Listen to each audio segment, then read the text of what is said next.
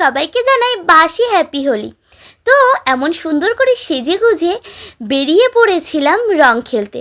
আর এই সুন্দর সাজটা কিভাবে ভূতে পরিণত হলো তার গল্পই আজকে তোমাদের সাথে শেয়ার করব।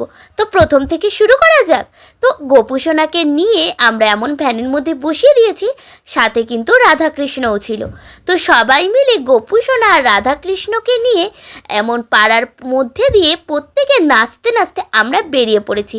আমরা সবাই এমন নাচ করতে করতে রং খেলবো, সাথে কিন্তু ঢংটাও করব। রং খেলবো, ঢংও করব, আর মজা তো তার সাথে আছেই।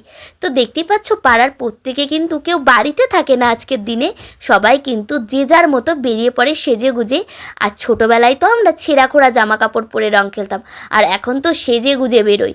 যাই হোক, আমিও নাচানাচি এখানে শুরু করে দিয়েছি। আর জানো তো, সবাই আমরা ভীষণ নাচ করেছি আর ভীষণই মজা করেছি। আর নাচ করতে করতে আমরা চলে এসেছিলাম একটা রাধাকৃষ্ণর মন্দিরে।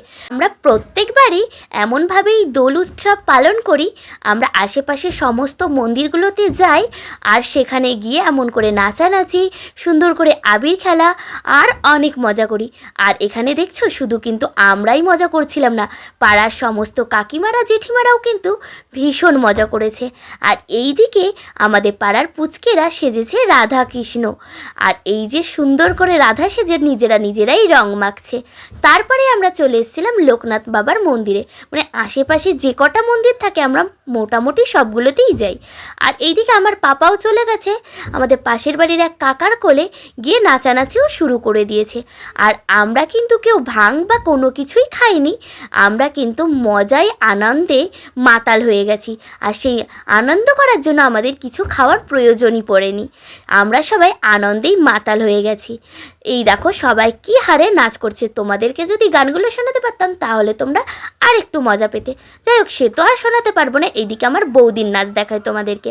আমার বৌদি, আমার পাপা সবাই কিন্তু খুবই মজা করেছে, আর আমি তো করেইছি, মানে লেভেলের মজা করেছি আমরা সবাই। আচ্ছা, তোমরা কেমনভাবে রং খেলেছো তোমরা কিন্তু জানাতে একদমই ভুলো না।